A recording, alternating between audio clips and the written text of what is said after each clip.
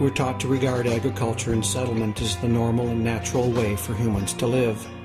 So it was a bit of a shock to learn how these basic cultural changes were the fundamental cause of so many of the problems that have dogged us through the centuries.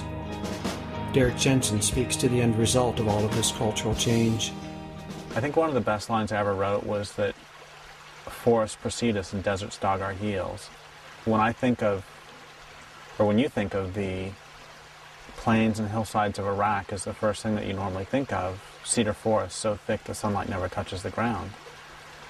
I think for most of us that's not the case, but the first written myth of this culture is Gilgamesh cutting down those forests to make cities. Cities. Settlements begat villages, which begat towns, which begat cities. Totalitarian and catastrophic agriculture, the accumulation of wealth and power, and increases in population all came together to give rise to a new form of human culture, the culture of cities, the culture of civilization, the culture of empire.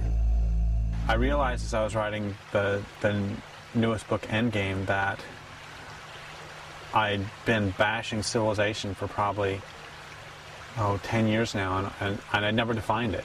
I didn't know what I was talking about. And so I define it in that book as a way of life characterized by the growth of cities. I've defined a city as a collection of people living in numbers large enough to require the importation of resources. A city could be defined almost as a human ecosystem that grossly exceeds the carrying capacity of its local environment. As Jensen and Catton point out, because cities exceed the carrying capacity of their local environment, and because they require the importation of resources, then those who live in cities are locked into the inevitability of getting those resources from somewhere else, from somebody else, by whatever means is necessary. Often that means is trade, but trade requires transport, and transport requires energy, and energy has to come from somewhere, and it eventually runs out.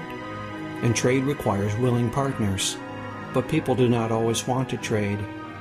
When trade breaks down, and you need those resources, what remains is war.